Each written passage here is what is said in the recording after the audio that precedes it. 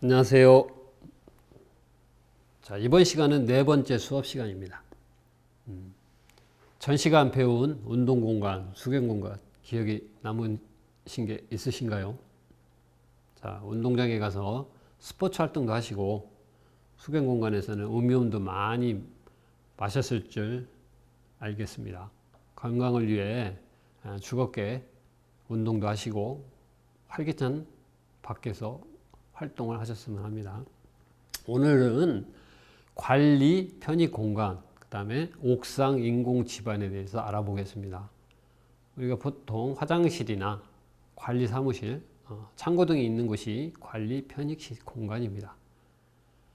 자, 우리가 화장실이나 관리실은 공원 출입구 주변에 주로 배치되어 있을 걸 볼 수 있습니다. 그리고 또 눈에 잘 띄는 곳 또는 안내 표지판이 있어서 사람들에게 쉽게 알아볼 수 있는 공간입니다. 자, 그 위에 우리가 관리 편익시설 주변에 무엇이 있는지도 살펴보도록 하겠습니다. 맨 먼저 이제 특성을 살펴보도록 하겠습니다. 자, 특성을 보면 자, 화장실이 별도로 되어 있는 것도 있고요. 관리사무실과 화장실이 같이 딸려 있는 곳도 있습니다. 그것은 또 이제 소공원 같은 경우는 화장실이 없는 경우도 있습니다. 그래서 이제 규모에 따라서 이 관리 편익 시설이 많이 된 데도 있고 적게 된 데도 있습니다. 그러면 위치는 어떻게 선정을 하는가? 자, 다른 공간과 구분되어지도록 하고요. 화장실 같은 경우는 생울탈이나 경계식재를 해서 차폐를 반드시 해야 됩니다. 그리고 출입구 주변, 그 다음에 부지에서 가장 효율적으로 발휘할 수 있는 위치에 배치하는 게 좋습니다. 자, 관리사무소를 위주로 한 범위의 공간을 관리공간이라고 하고요. 화장실, 큰 데는 상점도 있겠죠. 이런 것들은 편익공간이라고 합니다. 자, 화장실은 소규모 어린이 공원의 경우도 제외할 수 있고요. 관리사무소는 중규모 이상의 공원에서만 설치하는 것이 좋습니다.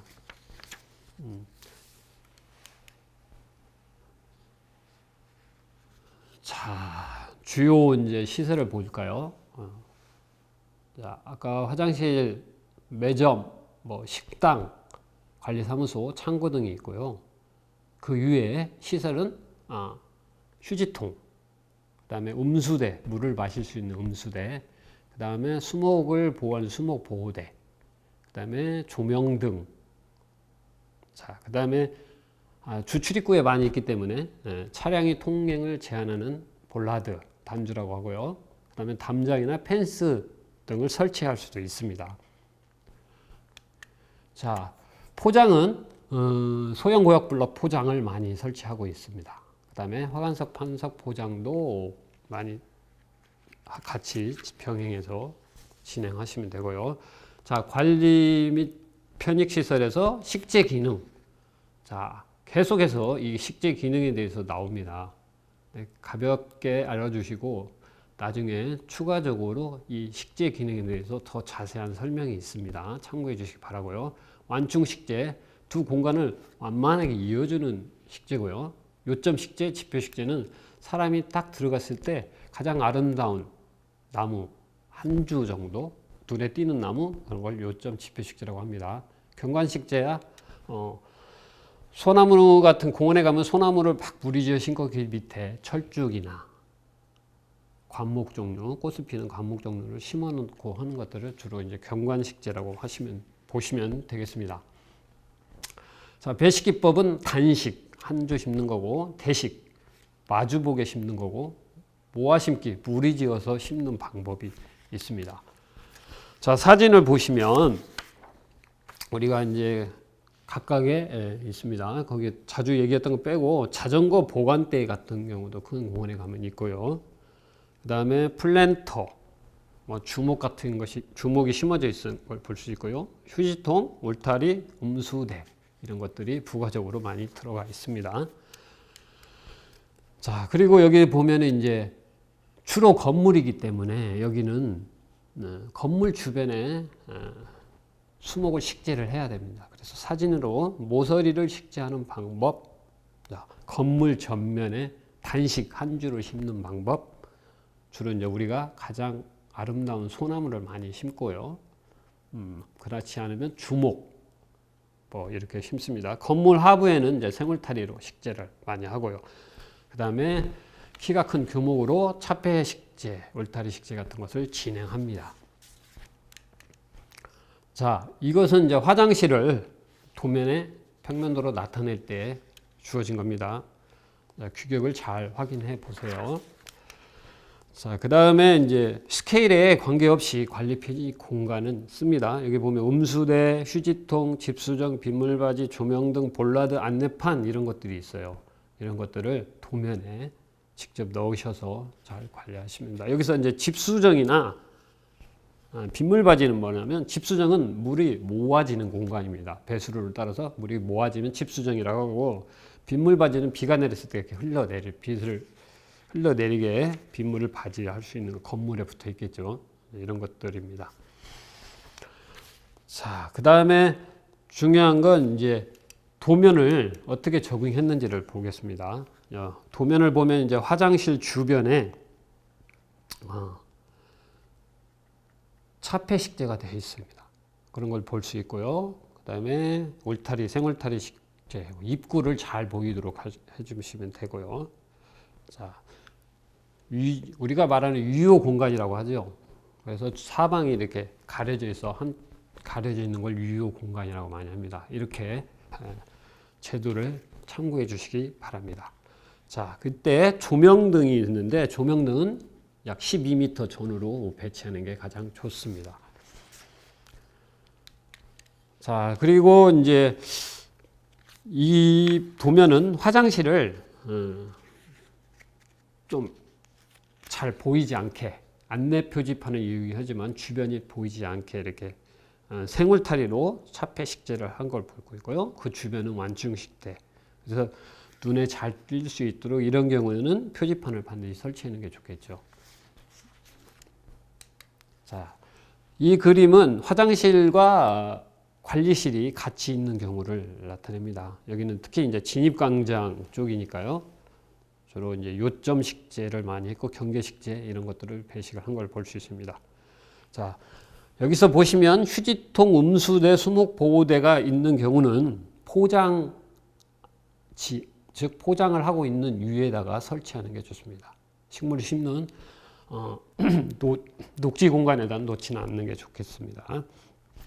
건물은 축척에 맞게 표시를 하셔야 합니다. 자, 그리고 아까 스케일 관계없이 시설물을 기호화할 수 있다고 말씀드렸죠. 참고해 주시기 바라고요.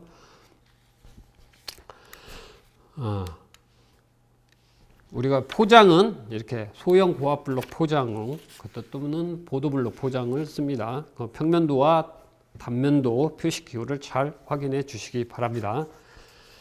그 다음에 화강석, 판석 포장, 그리고 도면과 단면도를 나타낸 겁니다. 자, 여기까지 관리 및 편의 공간에 대해서 말씀드렸고요. 자, 이번에는 옥상 및 인공 지반에 대해서 말씀드리겠습니다. 우리가 이제 옥상이라고 하는 것은 건물의 위쪽이죠. 그래서 흙이 없습니다. 흙이 없기 때문에 인공 토양, 즉 인공 지반을 만들어서 식재를 해야 됩니다. 그래서 우리가 이제 토양층을 만들어서 정원을 꾸며야 되고요. 그리고 옥상 정원의 주 특성은 휴게 공간하고 관련성이 깊습니다. 자, 그런데 최근에 텃밭 정원 아시죠? 자, 우리가 이제 수도권이나 대도시권에서는 토양이 그렇게 공간 활용 측면에서 많은 정원이, 옥상 정원이 꾸며져 있습니다. 그렇기 때문에 토양층을 어떻게, 토양을 어떤 높이, 깊이를 어느 정도 선택하는 것이 가장 중요하겠죠.